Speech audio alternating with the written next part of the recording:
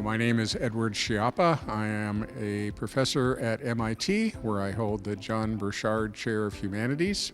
And I'm here at the University of Barcelona to give a talk on our research called the Parasocial Contact Hypothesis. During your talk, you mentioned a lot the parasocial contact several times. So I would like you to describe a little bit and shortly what is it about. So when we meet people in person, you can describe that as simply interpersonal contact. What we are interested in is how we get to know other people through the media. And that's described as parasocial contact. That's because it's not a real relationship, it's a mediated relationship. So what we were interested in, and this has been an area that's been studied for a long time now, is how people think about and feel about people or characters they only know through the media. Nowadays, that could be anything from a social media influencer to someone who you read about in a book, right? I mean, you can have beliefs and attitudes about Harry Potter just based on the books. Now, you might change some of those if you watch the movies. Those are both parasocial contact. Just happens to be two different media. But the main point is the relationship between that mediated or parasocial contact and how we learn about social groups and whether or not that kind of parasocial contact can improve your attitudes towards a particular social group.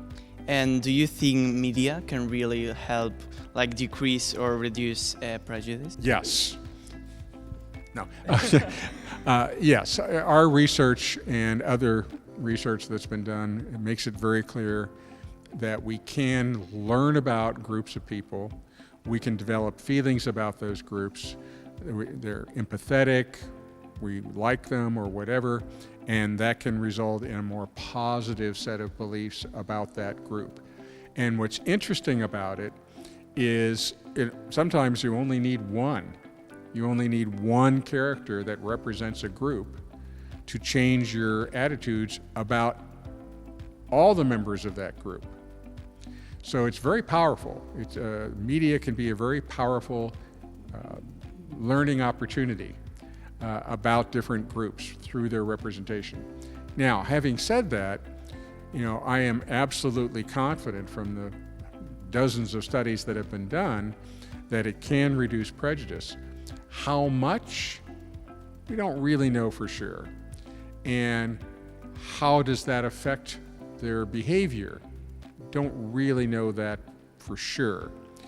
We do have some interesting data that says it's sort of like a positive feedback loop. What I mean by that is, let's say, this is from an actual interview that I read, where there's a high school student who doesn't know anybody who's gay, but that high school student watches with her mother Will and Grace and absolutely loves it. And as a result of those more positive feelings, she actually takes the chance to meet gay students in her school. And that personal contact will also lead to more positive. And I think that can be true for other outgroups or other minority groups as well. So how do you see the future of this research now that AI has appeared and new digital media? So I don't know about AI. AI is a technology, and technologies can be put to good use or to bad use. I'm beginning to see what are clearly AI-created nonsense. The ones that I'm noticing most often are like the small child who falls in the zoo and the gorilla rescues it. It's clearly fake. Media has been digital for quite a while now. So it's not the technology that matters there, it's really the content. What I am seeing, our original work came out 20 years ago now. And at that point in time, regular television was still a dominant media. And when we did our study on Will and Grace, you couldn't stream it anywhere. You can only watch it once a week when it came on. And that actually made our job a lot easier because we were measuring things like how often do you watch it. Well, nowadays when you can binge a whole season or a couple seasons, it makes it much harder to kind of measure that in the real world. But we also see people using various kinds of digital platforms, including TikTok. So I do envision continued studies of a variety of forms. I'll give you one other example. There is a very, very popular YouTuber who came out, who was a makeup person. And she came out as transgender.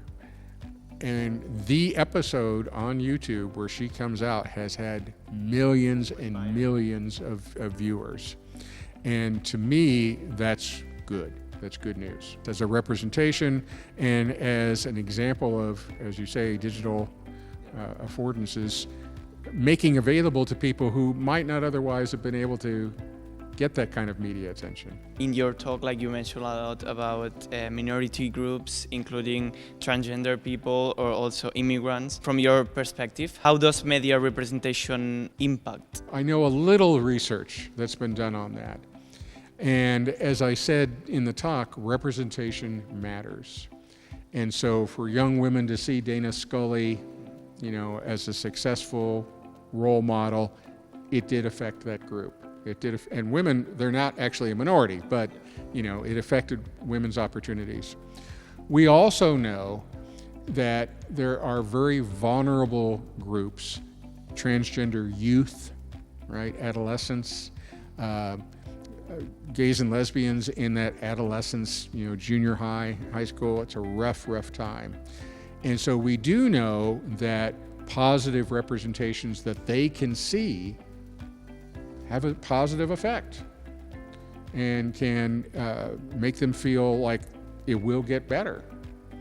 And I couldn't tell you the full source off the top of my head, but I remember there being a study done, I believe in Australia, that found that greater visibility of gay characters actually reduced the risk of suicide among gay teens.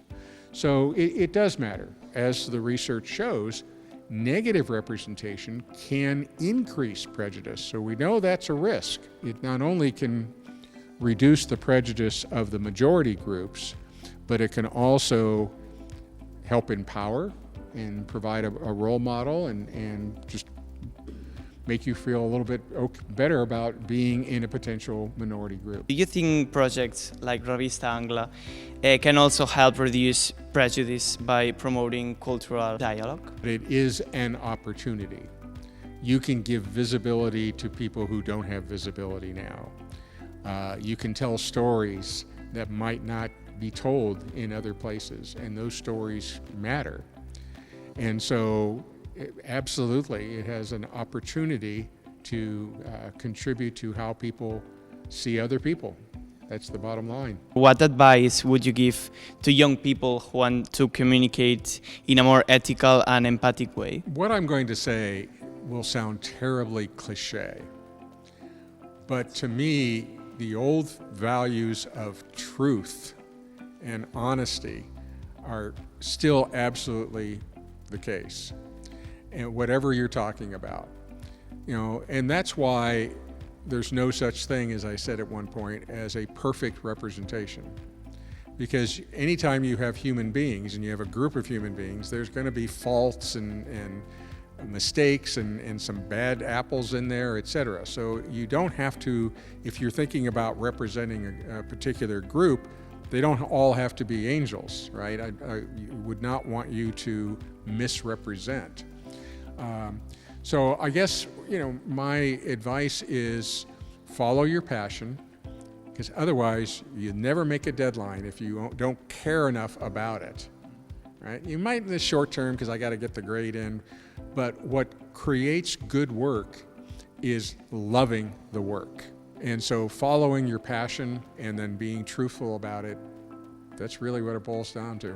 And well, I would like to ask you, as a media consumer, What should we keep in mind for not like to fall into fake news? I think what has been described as critical media literacy, the big phrase used to be media literacy, which means the ability to both, create content and to evaluate it. Well, critical media literacy kind of takes that up a notch and says, I need to think about the sources. Who's telling this story? What do they have invested in it? Is it a trustworthy source? Things of that sort. The people who are creating the most dangerous misinformation have recognizably bad motives. It is not hard to figure out why certain characters say what they say. It's important to understand what those reasons are, and those around him repeat those, and to recognize that and to be able to tell the difference. Very recent story about a billionaire who is giving $130 million US to pay salaries for people in the armed services in the US. Look at the picture they use, whatever media outlet it is. Look at what picture they use to show that guy. The guy is 80 some odd years old, but the photos that I've been seeing, he's in his 30s or 40s. So critical media literacy prompts the questions, why are they doing that? And what kind of work politically does that do? The best thing is just to keep a critical perspective alive and realize that the media has a lot of influence, and when you hear stories come out, it's always worthwhile asking yourself, what's behind it? And consuming multiple sources, right? There's studies, scientific studies that show that Fox News viewers died at a higher rate than average because Fox News was downplaying the severity of COVID-19. Fox News was saying it's like the flu, don't worry about it. And for people who depended on Fox News, they didn't comply with public health measures at the same rate, but a certain percentage died because of that. So media matters.